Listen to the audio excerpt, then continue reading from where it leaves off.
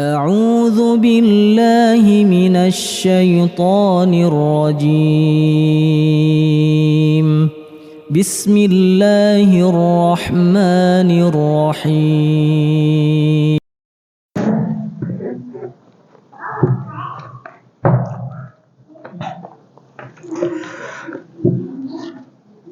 Bismillah. Assalamualaikum warahmatullahi wabarakatuh. Innal hamdalillah nahmaduhu wa nasta'inuhu wa nastaghfiruh wa na'udzu billahi min shururi anfusina wa min sayyiati a'malina. Man yahdihillahu fala mudhillalah wa man yudlil fala hadiyalah. Asyhadu an la ilaha illallah wa asyhadu anna Muhammadan abduhu wa rasuluh. Qala Allah Ta'ala fil Qur'anil Karim, ya ayyuhalladzina amanu taqullaha haqqa tuqatih wa la tamutunna illa wa antum muslimun. Ya ayyuhan nasu taqu rabbakumul ladzi khalaqakum min nafsin wahidah wa khalaqa minha zawjaha wa batha minhuma rijalan katsiran wa nisaa'a wattaqullaha alladzi tasaaluna bihi wal arham innallaha kana 'alaikum raqiba. Ya ayyuhalladzina amanu taqullaha wa qulu qawlan sadida yuslih lakum a'malakum wa yaghfir lakum dhunubakum wa may yuti'illaha wa rasulahu faqad faza fawzan 'azima.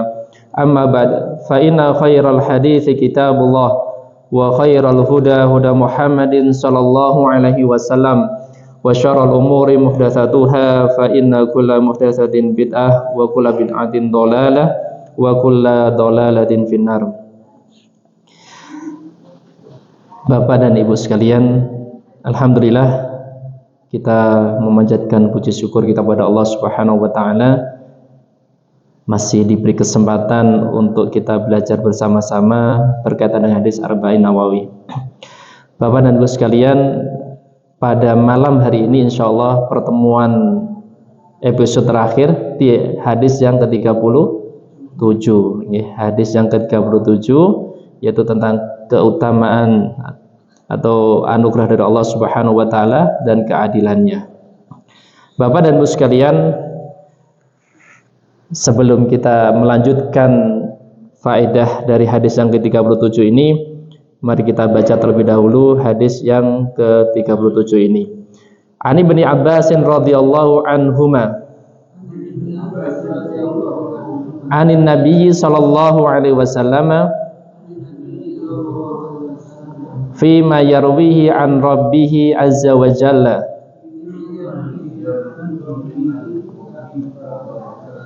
qala inna allaha katabal hasanati was sayyiati thumma bayyana dhalika faman hamma bihasanatin falam ya'malha katabahu Allahu 'indahu hasanatan kamilatan wa in hamma biha fa'amilaha katabahu Allahu 'indahu asyra hasanatin ila sab'mi'ati dhi'fin ila ad'afin katsiratin wa in hamma bisayyi'atin falam ya'malha katabahu Allahu 'indahu hasanatan kamilatan wa in hamma biha fa'amilaha katabahu Allahu 'indahu sayyi'atan wahidatan. Rawahul Bukhari wa Muslim. Ya. Bapak dan Ibu sekalian, alhamdulillah kita sudah membaca hampir ke berapa, Pak? 5 kali ya. Ini episode yang ke berapa? Kelima ya. Hadisnya sebenarnya mudah dipahami berkaitan dengan karunia dari Allah Subhanahu wa taala dan keadilannya, yang mana kita bisa merasakan dari hadis yang ke-37 ini, faedah yang sangat banyak sekali. Dan semoga Bapak dan Ibu sekalian dan kita semua diberi taufik oleh Allah Subhanahu wa taala untuk bisa mengambil pelajaran dari hadis yang 37 ini dan kita bisa mengamalkannya sehingga kita berharap mendapatkan pahala dari Allah Subhanahu wa taala. Dan dari kemarin kita sudah banyak sekali belajar bagaimana kaitannya hadis yang ke-37 ini dengan kehidupan kita sehari-hari. Dengan kehidupan kita sehari-hari. Dan insya Allah jenengan kalau bisa mengambil pelajaran ini, insya Allah ada perubahan kebaikan yang sangat banyak. Ya, kalau kita bisa memahami hadis yang ke-37 ini, kemudian kita bisa menelaahnya, murojaah di rumah, insya Allah banyak kebaikan yang bisa kita ambil dan bisa kita laksanakan. Walaupun itu belum berupa amal kebaikan, minimal wonten apa? Ya, perubahan niat yang baik. Perubahan niat yang baik, dan itu keinginan kita untuk bisa mengamalkannya. Bapak tanglet, ibu-ibu wonten perubahan wonten dari Pak? Teng dalam. Jawabannya meragukan. Nggih. Insyaallah Ibu ya, wonten perubahan kana nggih. Nggih insyaallah. Ibu-ibu kemarin cerita nih, ada ibu-ibu seorang pelatih pencak silat terkenal di ini ya, ibu-ibu nih ya. Divonis sebenarnya ini Bapak, karena awalnya kan pelatih kan banyak geraknya ya. Terus karena sama anaknya disuruh diam di rumah, Bu nggak usah kerja, kita saja anak-anak ibu yang bekerja. Lama tidak bergerak, yang awalnya melatih pencak silat, akhirnya apa? Terkena saraf kejepit. Ibu-ibu pernah merasakan apa bukan? Barangkali habis nyuci, ya ketenggak dan sebagainya. Tapi ibu ini lama merasakan itu, akhirnya Allah beri taufik jalan kaki selama 1 jam 2 jam. Ternyata Bapak dan Ibu sekalian, sakit yang dirasakan tadi dengan olahraga tadi akhirnya apa? Hilang. Itu berarti ada niat yang baik dari ibu ini. Kemudian diikuti juga oleh saudaranya yang lainnya atau teman yang lainnya. Yang awalnya tiap hari di rumah ya. Di rumah itu kan identik dengan apa? Gelap, dingin, apalagi pusing mikirkan masalah terus nggih. Lemas nggih. Akhirnya saudaranya tadi, temannya tadi mengikuti olahraga juga. Alhamdulillah Bapak dan Ibu sekalian, peredarannya darah lancar. Yang awalnya divonis banyak sakit ini dan ini itu, pelan demi ya sedikit demi sedikit hilang. Dan alhamdulillah yang lama tidak haid, ya lama tidak haid ya, udah berbulan-bulan dari ini, alhamdulillah setelah olahraga tadi haidnya jadi lancar dan banyak. Ya, makanya Bapak dan Ibu sekalian, ini adalah mungkin gambaran barangkali ibu-ibu ya, kok mau bergerak itu terkadang susah. Untuk komunitas ibu-ibu terkadang juga untuk olahraga mau senam perlu ada apa nih Bapak? Kalau senam itu butuh apa supaya semangat? Musik, ya. Kalau nggak musik terkadang untuk gerak juga tidak semangat. Ya. Tapi alhamdulillah semoga itu tadi gambaran untuk merubah. Barangkali ibu-ibu ada yang kurang semangat untuk melakukan perubahan kebaikan, kita tetap dengan hadis ini kita rubah niat kita yang mungkin saat ini masih ada kendala-kendala dengan ya hati ini, was-was dan sebagainya, kita merubahnya untuk menjadi lebih baik lagi. Insya Allah ada jalan Bapak Ibu sekalian ya. Artinya dari ini kita bisa mengambil pelajaran tadi. Dari faedah terakhir yang kita baca, bahwa kita tidak tahu takdir kita sampai Allah itu menetapkannya, membuat takdir buat kita. Ya, kadang kan ada orang yang sudah memonis, saya udah pokoknya tidak ada harapan hidup lagi. Saya sudah ini pokoknya di rumah saja, tidak gerak, sudah seperti ini. Ya, seakan-akan sudah menutup takdir yang lainnya. Padahal ini tidak dibenarkan di dalam agama Islam ini.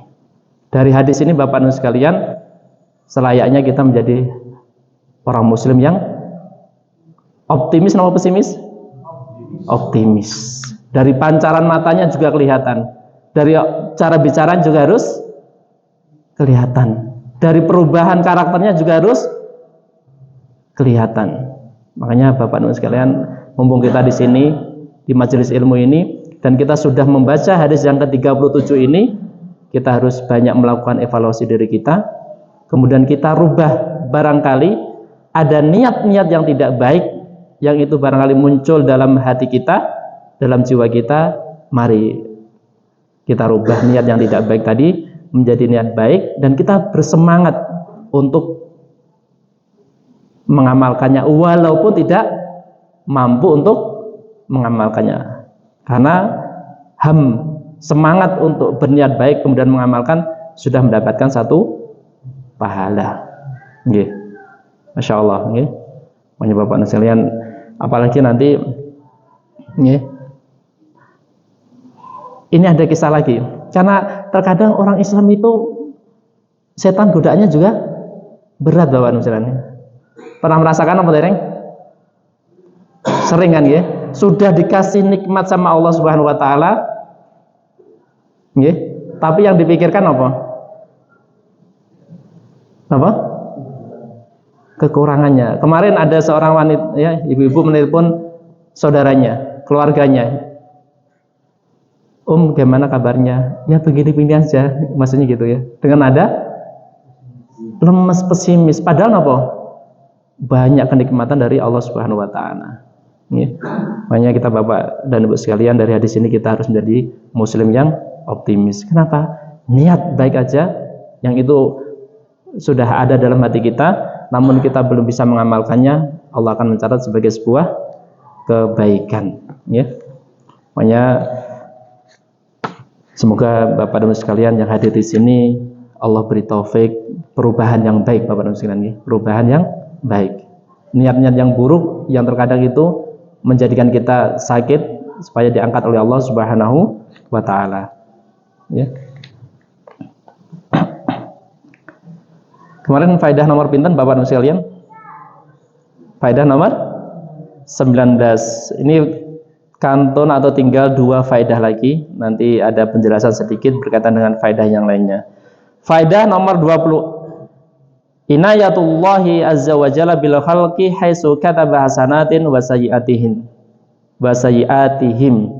Pertolongan dari Allah Subhanahu wa taala terhadap makhluknya tatkala Allah Subhanahu wa taala mencatat kebaikannya dan keburukan makhluk tersebut.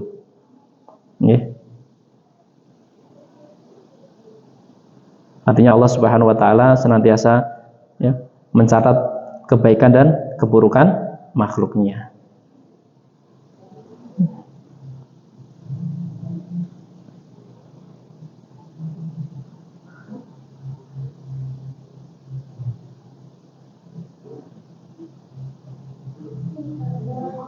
Berarti atas-atas nih, dari sini kita bisa mengambil faedah pelajaran Bapak Ibu sekalian. Barangkali ada selentingan niat yang buruk saja. Karena apa? Karena setan selalu mengalir dalam apa? Darah kita. Berarti godaannya juga semakin dekat dengan kita. Pada saat kita ada was-was, ada rasa takut dan sebagainya, yang menggoda siapa? Malaikat apa setan? Setan. Makanya harus sering dzikir pada Allah Subhanahu wa taala supaya apa? Niat yang buruk tadi atau ada sesuatu yang membisiki kita yang tidak baik bisa kita usir dengan dzikir pada Allah Subhanahu wa taala. Ya. Supaya apa? Supaya Allah mencatat banyak kebaikan yang kita lakukan. Banyak yang kita lakukan. Makanya kalau orang yang pesimis kira-kira menghadirkan kebaikan yang banyak atau keburukan? Keburukan. Makanya kalau badan jenengan dingin Bapak dan sekalian, mimpinya baik atau buruk? Jenengan makannya ya biasa-biasa saja, terus pikirannya jenengan terbebani dengan beban yang berat, misalnya tanggungan dan sebagainya, sehingga lemes ya, kakinya dingin, tangannya dingin, pikirannya suntuk. Biasanya mimpinya apa? Surga atau sesuatu yang buruk? sesuatu yang buruk. Makanya itu kita kondisikan untuk tetap optimis. Ya. Nanti insya Allah mimpinya menjadi mimpi yang baik. Ini berarti faedah nomor 20, kita harus senantiasa minta pertolongan kepada Allah Subhanahu wa taala supaya kita memperbanyak amal kebaikan. Terus kalau ada orang yang sampai nanti di akhirat kok kebangetan banyak amal buruknya, berarti kebangetan keburukannya nomor. Padahal Allah Subhanahu wa taala sudah melipat gandakan amal kebaikan minimal berapa? 10 sampai 700 sampai tidak terhingga. Sedangkan kebaikan dibalas apa? Yang semisalnya. Kok nanti kita di akhirat dihisab oleh Allah Subhanahu wa taala sampai amal keburukannya mengalahkan amal kebaikannya, berarti terlalu napa teng dunya niki? Terlalu balelo, iya. Balelo ngertos napa mboten? Nggih, balelo. Artinya kita terlalu sudah, artinya nggak seimbang lah karunia Allah ya. Banyak kebaikan, tapi ternyata kita masih kalah dengan keburukan yang kita lakukan. Berarti keburukan yang kita lakukan sudah sangat banyak sekali. Makanya kita harus banyak meminta tolong pada Allah Subhanahu wa taala untuk diberi kemudahan di dalam amal kebaikan ini. Ya.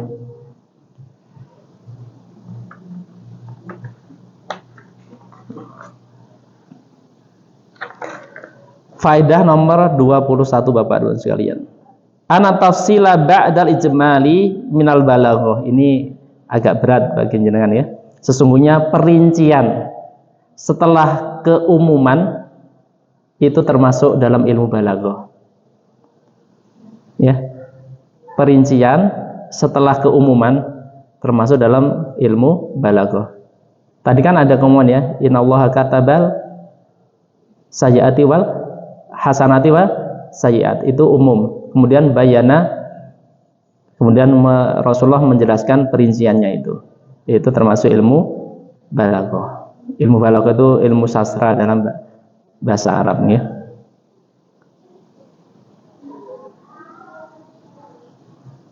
Antatiya biqaulin mujmalin tsumma tufassiluhu, yaitu kita mendatangkan ucapan yang umum kemudian kita merincinya. Ya. Itu termasuk ilmu balaghah. Ya.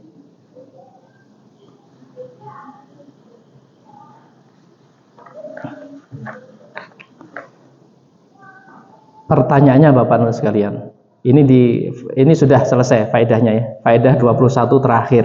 Pertanyaannya dulu ada faedah di nomor ke-6. Anal malaikata ya'lamuna amalal qalbi wa yaktubunahu. Sesungguhnya malaikat itu mengetahui amalan hati dan menulisnya.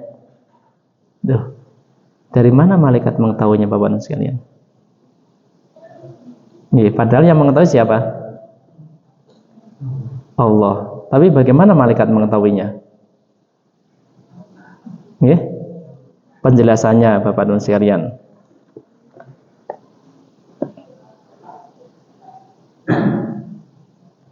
Qultu lil ma'na innallaha ta'ala qad yutli'u malaika ala ma fi nafsi insan.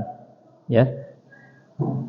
Penjelasannya bagaimana malaikat mengetahui amalan hati seseorang, yaitu tatkala Allah Subhanahu wa taala memberikan kabar kepada malaikat tersebut terhadap apa-apa yang dikerjakan oleh hati seseorang.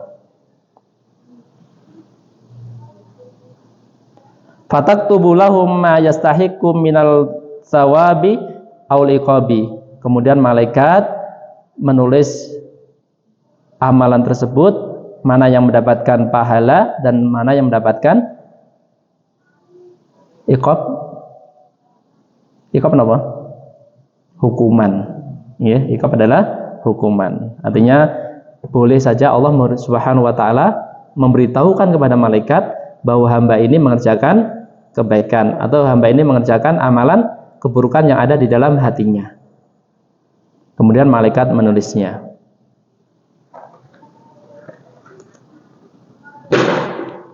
Wa qad su'ila Syekhul Islami Ibnu Taimiyah ani hadal hadis. Fa idza kana al-hammu sirran bainal abdi wa baina rabbih fa kaifa tutalli'ul malaikah alaihi. Ini ada pertanyaan berkaitan dengan hadis ini. Seandainya ya, tatkala keinginan itu suatu yang rahasia. Keinginan jenengan rahasia nggih. Niat itu kan rahasia napa mboten? Rahasia. Bainal abdi wa baina rabbih, yaitu rahasia di antara kita dengan Allah Subhanahu wa taala. Fa kaifa tutalli'ul malaika alaihi? Terus bagaimana malaikat mengetahui hal tersebut? Nggih. Kok bisa mencatatnya gitu maksudnya nggih. Padahal itu adalah hal satu rahasia antara seorang hamba dengan Allah Subhanahu wa taala. Fa'ajab alhamdulillahi qad ruwiya an Sufyan ibni Uyainah fi jawabi hadil mas'alah. Ya. Segala puji bagi Allah Subhanahu wa taala telah diriwayatkan dari Sufyan ibni Uyainah tentang hal ini. Qala inau idza hamma bi hasanatin sammal malaku raihatan thayyibatan. Nah, Bapak dan sekalian, dari sini ada banyak penjelasan. Salah satunya adalah bagaimana malaikat itu mengetahui amalan hati kita apabila itu sebuah kebaikan. Bagaimana Bapak dan sekalian? Innau idza hamma bihasanatin. Sesungguhnya apabila seorang hamba itu berkeinginan kuat untuk mengerjakan kebaikan, ya, jenengan sudah punya tekad kuat dan ingin mengerjakannya, famal malaku raihatan thayyibatan, maka malaikat akan mencium bau wanginya. Mencium bau wanginya. Itu salah satu ya cara malaikat mengetahui amal kebaikan. Amalan hati yang berupa kebaikan. Wa idza hamma bisayyi'atin thamma raihatan khabisatan. Dan sebaliknya Bapak dan sekalian, tatkala kita mempunyai niat yang buruk, ya, mempunyai keinginan kuat untuk melakukan sebuah keburukan, maka malaikat akan mencium bau busuk. Mencium bau busuk. Itu salah satu cara malaikat mengetahui amalan hati kita yang berkaitan mana kebaikan dan mana keburukan. Wa tahqiqu anna Allah qadiran an yu'limaul malaikah bima fi nafsil abd kaifa syaa. Demikian juga sesungguhnya Allah Subhanahu wa taala mampu memberitahukan kepada malaikat itu tentang apa-apa yang ada di dalam diri seorang hamba.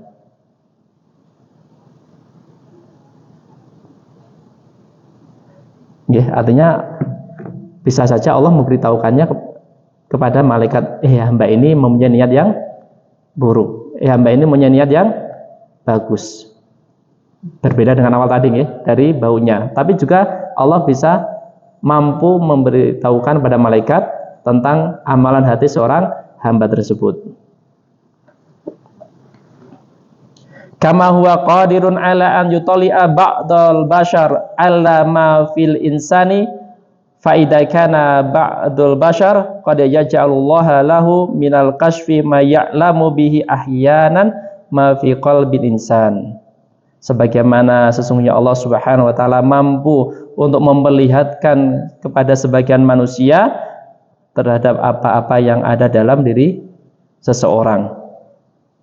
Fa idza kana al-ba'dul bashar qad yaj'alullaha lahu minal kashfi ma ya'lamu bihi ahyanan. Terkadang manusia bisa menembus hati seseorang. Yakin apa mboten? Orang yang bersih hatinya bisa menembus hati seseorang. Gitu. Jenengan kalau sama anak perasaannya kuat apa mboten? Kuat. Saking cinta jenengan itu ya, tulus pada anak, terkadang sakit membaca perilaku anak apa mboten? Bisa nggih? ini anak ini sedang masalah, sedang apa bisa ya. Ini salah satu contohnya. Ini sebagaimana dulu pernah dijelaskan, ada seorang istri melihat wajah buruk suaminya dalam gambar. Kira-kira karena apa? Nyata nih Bapak ya. Ada seorang istri melihat wajah suaminya dalam gambar itu menyeramkan. Padahal suaminya tidak seperti itu. Karena apa? Karena ketulusan cintanya. Ya, karena ketulusan cintanya. Demikian juga dari sini Bapak Rusilan kita bisa memahami bahwa ya sebagian orang terkadang diberi taufik oleh Allah Subhanahu wa taala untuk bisa membaca orang lain. Kadang maksudnya seperti itu ya. Karena kebersihan hatinya. Bukan karena apa? Rewang ya, perewangan, bukan karena perewangan. Ada kemarin diceritakan ya, sebelum buka pintu sudah bisa nebak dulu. Wonten apa mboten? Kamu datang dari sini, rumah kamu menghadap sini, istri kamu namanya ini sudah tahu semuanya. Ya, tapi ini siapa yang berbicara? Iya, perewangannya maksudnya gitu ya. Perewangannya yang tidak nampak. Ada itu ya. Dan itu terkadang dalam masyarakat ini banyak diunggul-unggulkan, banyak dipuja-puja ya. Iya, wali ya. Bahkan dulu ya, sampai yang detail pun mengetahuinya. Makanya ini bahaya ya. Bahaya sekali berkaitan dengan kesyirikan yang ada di dalam masyarakat kita. Banyak pembuatan kuatah nggih, kata apalagi di desa-desa nggih. Apalagi di desa-desa. Itu kalau seorang awam dengan nak mboten dikasih taufik sama Allah, datang ke orang ini kagum apa mboten? Kagum. Wah, hebat orang ini. Aku durung teko omahe wis iso diwaca dhisik, nggih. Wis tahu semuanya. Akhirnya napa? Perkataannya juga harus ya, akhirnya tunduk ya. Ada kekaguman akhirnya mengikuti perkataan dari orang tersebut. Makanya hati-hati Bapak dan sekalian ya.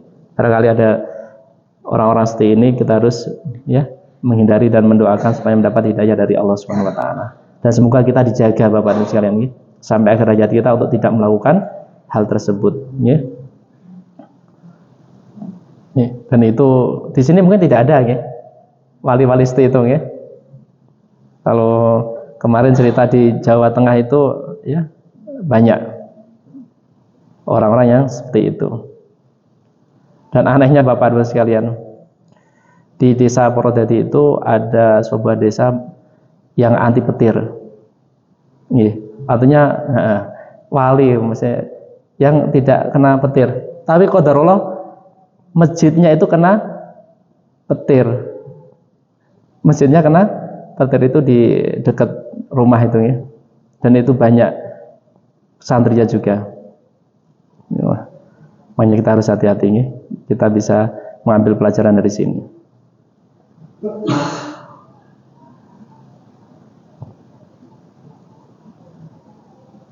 Ini sangat dipahami ya dari sini ya. Bahwa malaikat bagaimana mengetahui amalan hati kita, disadari bau yang keluar dari kita ya, atau dari Allah Subhanahu wa taala.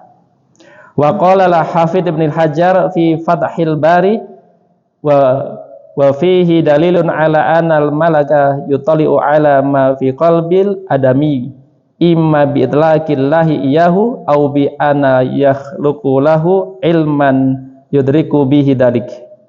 Maka dari sini Bapak Ibu sekalian, ini adalah sebuah dalil bahwa malaikat itu mengetahui apa yang ada di dalam hati anak keturunan Adam. Entah itu dengan pemberitahuan dari Allah Subhanahu wa taala atau dia mendapatkan ilmu dari Allah Subhanahu wa taala untuk mengetahui hal tersebut ya. Bisa dari Allah Subhanahu wa taala langsung atau mempunyai ilmu yang mengetahui hal tersebut.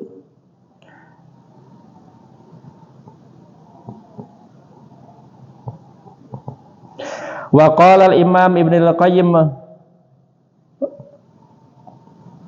fi fawaid Al-ikhlasu huwa ma la ya'lamuhul malakun fayaktubuhu. Bapak dan sekalian, ini perlu diperhatikan. Ikhlas adalah sesuatu yang tidak diketahui oleh malaikat tetapi malaikat menulisnya. Keikhlasan adalah sesuatu yang tidak diketahui malaikat sedangkan malaikat menulisnya. Wala aduwwun yufsiduhu, dan lawan-lawannya tidak mengetahuinya, yang mana lawan tersebut merusak amalan tersebut. Ya, artinya malaikat tidak mengetahuinya tapi menulisnya. Kemudian lawannya tidak mengetahui, sedangkan sebenarnya lawan itu tugasnya adalah merusaknya. Lawan di sini siapa? Setan. Berarti ikhlas itu adalah sesuatu yang tersembunyi antara hamba dengan Allah Subhanahu wa taala. Sampai malaikat juga tidak mengetahui apakah itu ikhlas atau tidak. Sedangkan tugasnya malaikat adalah mencatat amalan hamba tersebut. Wala ya'lamuhul malakun fayaktubuhu. Ya. Wala yu'jibu bihi sahibuhu fayubatiluhu, dan pemilik amalan tersebut tidak ujub dengan amalan tersebut sehingga merusaknya. Ikhlas adalah tatkala amalan itu tidak diketahui seorang malaikat sedangkan malaikat menulisnya, kemudian tidak diketahui lawannya sedangkan lawannya yang bertugas untuk merusaknya, kemudian wala yu'jibu bihi sahibu, dan orang yang mengamalkannya tidak ujub dengan amalan tersebut.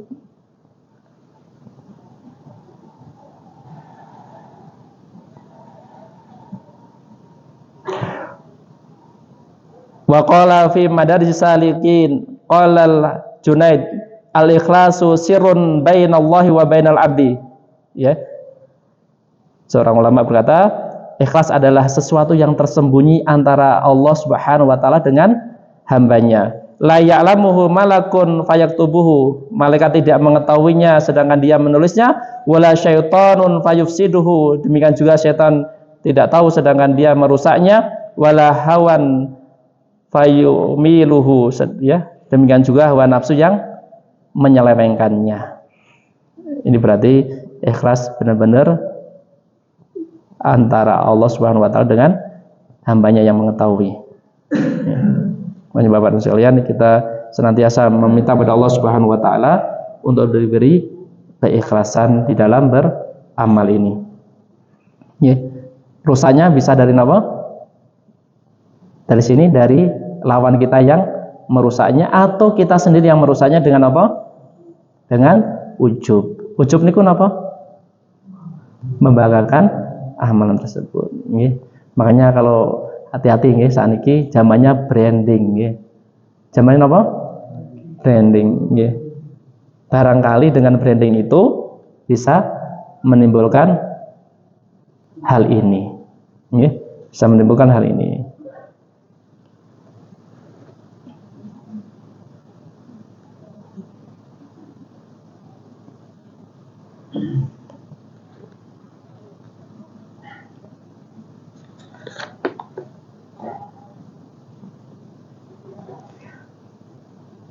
Itu hadis yang ke-37.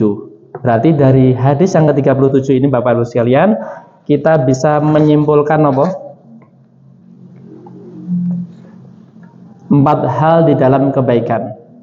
4 hal atau 4 tingkatan di dalam kebaikan. Tingkatan yang pertama apa? Kebaikan itu ada 4. Yang pertama berniat melakukan kebaikan dan mengamalkannya. Posisi yang tertinggi adalah berniat melakukan kebaikan dan mengamalkannya. Pahalanya pinten? 10 minimal, kemudian sampai 700 dan sampai tidak terhingga. Damel kopi pahala napa mboten Ibu? Masake pahala napa mboten? Nyuci pahala, insyaallah nggih. Bapak nyukani uang jajan dumateng istri pahala napa mboten? Merah kali biru pahalane ageng pundi? Iya, wis pinter sedaya. Nggih. Nah niku nggih, berarti lipat gandanya 10 700 sampai tidak terhingga. Nggih, kalau 700 itu infak kaitannya kebanyakan nggih. Berarti kalau semakin banyak infaknya, terutama kepada mungkin keluarga kita, orang yang membutuhkan yang dekat dengan kita lebih besar nggih. Makanya terhadap istri mboten sah hemat nggih. Harus banyak memberi supaya napa? Kopinya lancar, masakannya enak nggih. Lurus napa mboten? Ibu-ibu senang napa mboten? Mboten senang ya? Nggih, insyaallah. Ini pahala berarti nggih. Pahala berkaitan dengan niat dan mengamalkannya akan mendapatkan 10 700 sampai tidak terhingga. Kemudian apa? Tingkatan di bawahnya adalah berniat melakukan kebaikan akan tapi tidak mengamalkannya karena tidak mampu. Pahalanya pinten? Ya, mendapatkan pahala yang satu yang sempurna ya. Pahala kebaikan, satu kebaikan yang sempurna. Contohnya napa? Contohnya napa?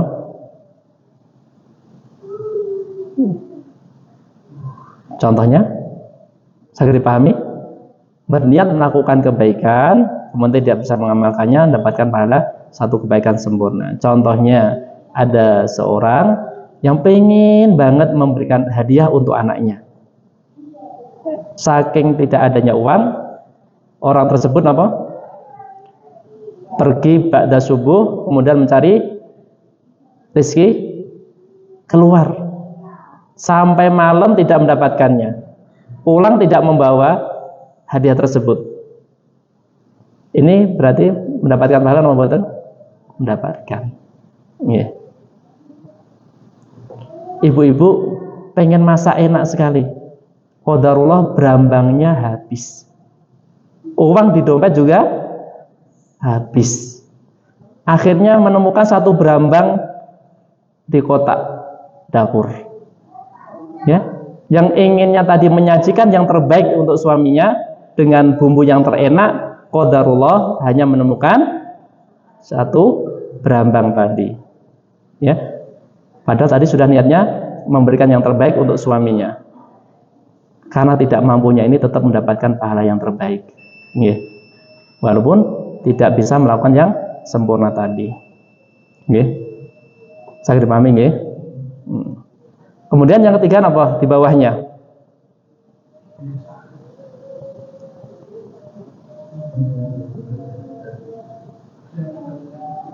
Ya, kebiasaan, betul. Ada yang sudah punya kebiasaan lalu meninggalkannya karena uzur. Berarti mendapatkan pahala misalnya sesuai dengan kebiasaan tersebut. Sesuai dengan kebiasaan tersebut. Makanya ini perlu dirinci dengan kira-kira kebiasaan apa yang sudah baik, yang sudah kita kerjakan. Yang kecil tapi continue. Namanya apa? Istiqomah. Dan itu paling dicintai oleh Allah Subhanahu wa ta'ala.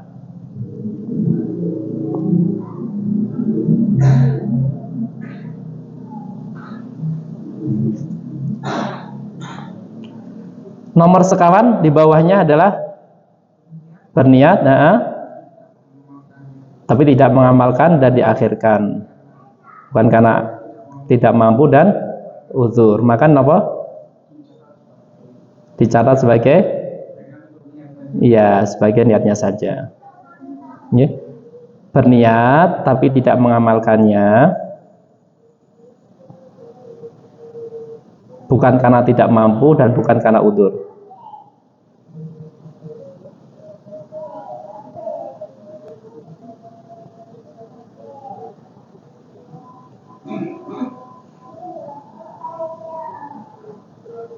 Ada Pak Didi?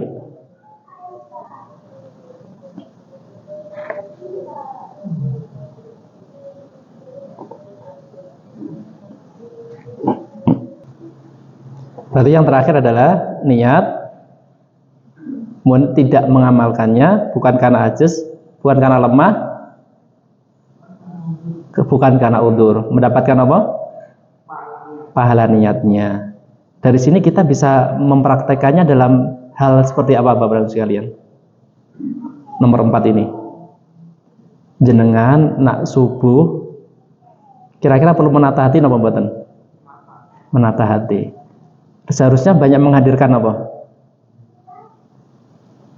Subuh, pada subuh zikir, kemudian ya mendatangkan niat yang banyak di dalam kebaikan, walaupun nanti tidak bisa mengamalkannya. Nih. Jangan lupa dulu pernah kita singgung ada ulama yang senantiasa berdoa untuk mewakafkan dirinya di jalan Allah Subhanahu wa taala. Dari sini kita bisa mengambil faedah niat yang ya kita berniat tapi tidak mengamalkannya bukan karena udzur dan bukan karena ya, lemah, akan dicatat sebagai sebuah kebaikan. Makanya harus memperbanyak niat yang baik. Kapan? Minimal di pagi hari sebelum kita melakukan segala aktivitas. Sebelum kita menjalankan aktivitas. Semoga kita berharap dengan itu Allah Subhanahu wa taala mencatat kebaikan-kebaikan dari niat kita. Yang diniatkan baik saja terkadang meleset. Nggih. Terus napa mboten? Contohnya jenengan, kula mawon nak enjing niki wis pokoknya hari ini aku pengen sabar dengan anakku. Ngoten nggih. Kula niki delalae sampai di rumah godaannya di anak. Gitu. Biasanya ini delalae godaannya di anak. Salah satu caranya bagaimana Bapak-Bapak sekalian? Ujian itu kalau salah, kita menjawabnya dengan jawaban yang semisalnya atau kita mengganti jawabannya. Misalnya anak kita marah, kita tambah marah, itu sudah berhasil apa mboten? Mboten. Berarti perlu napa? Jawaban yang lainnya. Berarti napa? Sabar. Ngoten nggih. Nah, terus napa mboten iki? Kan kita ada ujian. Tadi kita pagi sudah niat banyak kebaikan.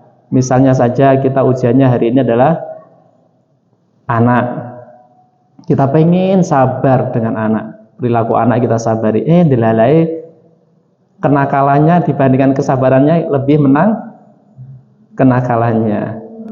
Berarti besoknya kita ngulangi perilaku kita hari itu atau mengubah dengan perilaku yang lainnya?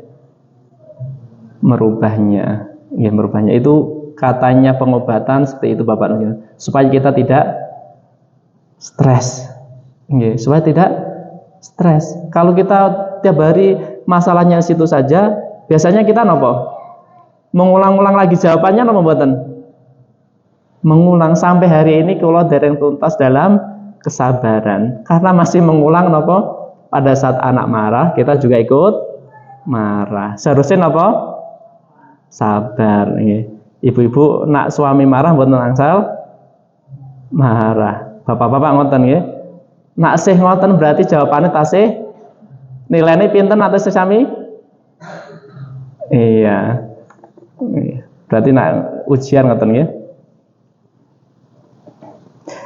Saged dipahami ya? Insyaallah. Berarti niat yang baik perlu kita hadirkan di pagi hari supaya napa ada motivasi kita untuk melakukan kebaikan yang banyak. Dan itu sudah dicontohkan oleh seorang ulama di sebuah kitab yang saya lupa pernah membacanya, bahwa beliau di pagi hari senantiasa memperbaiki niatnya untuk melakukan kebaikan-kebaikannya. Itu 4 tingkatan di dalam kebaikan. Kemudian 4 tingkatan di dalam keburukan. Yang setunggal apa? Niat untuk beramal keburukan dan mengamalkannya dicatat sebagai sebuah satu kejelekan. Contohnya pun saged dipahami. Kita ada niat untuk berbuat maksiat, lihat HP berjam-jam, barangkali lihat film Korea yang lagi ngetren. Ini kemarin santri saya cek, Pak. Kira-kira yang ditonton sekarang apa gitu? Film dari Cina. Yang setiap pekan itu update. Pekannya setiap pekan update, itu ada. Dan itu sayang sekali kalau meninggalkan film itu.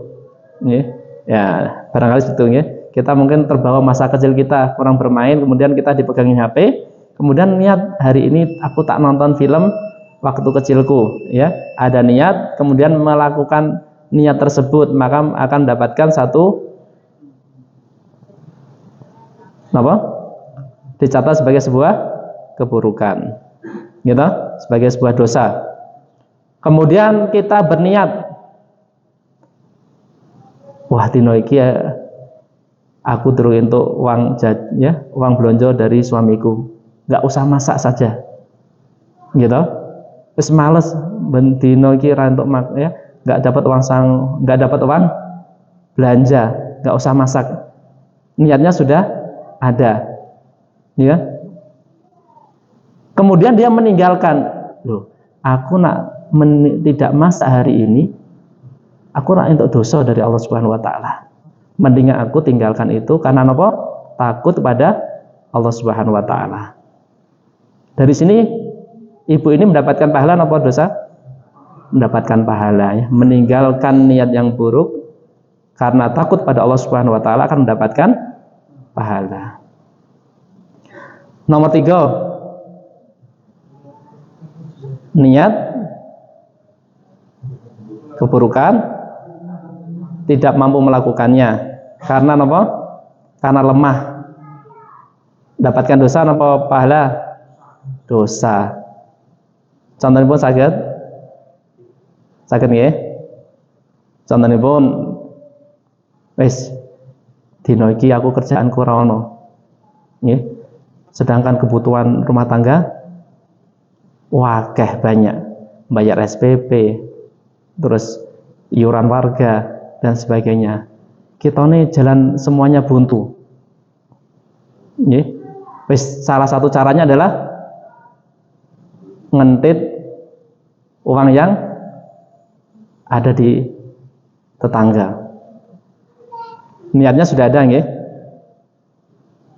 Rencana sudah ada. Tapi qadarullah pada saat mau melakukannya, ya, dia datang sakit. Mungkin demam tinggi, ya, atau kecocok paku, duri dan sebagainya. Kemudian dia menjalankan niatnya tadi. Dari sini orang ini mendapatkan pahala atau dosa? Dosa. Karena sudah apa? Iya, sudah berniat untuk melakukannya. Sudah niat untuk melakukannya. Kemudian ada yang terakhir, apa? Berniat keburukan, kemudian dia meninggalkannya bukan karena Allah dan bukan karena tidak mampu. Maka orang ini akan mendapatkan apa? Tidak mendapatkan apa-apa, tidak dicatat sebagai sebuah kebaikan maupun sebuah keburukan. Contohnya apa? Contohnya karena sungkan, ya, karena pengen dipuji orang, atau karena orang lain, ya, kehormatannya tercela dan sebagainya, maka tidak akan dicatat sebagai sebuah kebaikan maupun keburukan karena bukan Allah, ya, dan bukan karena lemah, ya, karena bukan lemah. Ya, bisa dipahami, ya. Contohnya ada orang yang meninggalkan korupsi, ya, atau meninggalkan tadi mencurinya tadi, yang mungkin karena kalau lemah dapatkan, ya, keburukan, tapi ini bukan karena lemah, tapi dia sungkan nanti dia nak kunangan tonggoku, jadi apa aku nang masyarakat. Berarti ini kan apa? Meninggalkannya karena, ya, karena orang, bukan karena kelemahannya, bukan karena Allah, ya, maka tidak mendapatkan nilai kebaikan maupun keburukan. Ya, makanya harus hati-hati, ya. Meninggalkan niat yang buruk juga harus karena Allah Subhanahu wa taala untuk mendapatkan pahala di hadapan Allah Subhanahu wa taala. Tidak hanya sekedar meninggalkan saja, ya. Di sini Bapak Ibu sekalian, kita bisa mengambil pelajaran yang sangat banyak bahwa semua amal kita dicatat oleh Allah Subhanahu wa taala dan kita harus berhati-hati dengan amalan hati kita dan amal yang kita kerjakan, karena itu akan kita bertanggung di hadapan Allah Subhanahu wa taala. Sekecil apapun, bahkan sampai keinginan yang ada di hati kita, Allah mengetahuinya. Ya. Sehingga kita berharap pada Allah Subhanahu wa taala. Dari hadis yang ke-37 ini kita mengharap kepada Allah untuk diberi taufik untuk senantiasa memiliki niat yang baik, dan kita senantiasa minta kepada Allah Subhanahu wa taala untuk bisa mengamalkannya, dan kita dihindarkan niat yang buruk yang barangkali sampai saat ini kita masih banyak mendapatkan dalam diri kita sendiri. Dari mana kita merasakannya? Barangkali kritikan dari orang-orang yang terdekat dari kita. Ya, orang-orang yang terdekat dari kita. Siapa itu? Anak kita, istri kita, ya suami kita. Ya, itu adalah orang-orang yang barangkali itu benar-benar ada dalam diri kita, hal-hal yang negatif tersebut. Ya. Itu mungkin Bapak dan Ibu sekalian yang bisa kita pelajari pada malam hari ini. Semoga Allah Subhanahu wa taala senantiasa memberikan taufiknya pada kita semuanya, dan kita dipermudah untuk memiliki niat yang baik, karakter yang baik, perilaku yang baik, sehingga kita bisa menghadap pada Allah Subhanahu wa taala dengan membawa pahala yang banyak, dan kita dimasukkan ke dalam surganya Allah Subhanahu wa taala, pada surga yang tertinggi, dan kita bisa melihat wajahnya Allah Subhanahu wa taala. Barakallahu fikum. Mari kita tutup dengan doa kafaratul majelis. Subhanakallahumma wa bihamdika asyhadu an la ilaha illa anta astaghfiruka wa atubu ilaik. Wassalamualaikum warahmatullahi wabarakatuh. لئن شكرتم لأزيدنكم ولئن كفرتم إن عذابي لشديد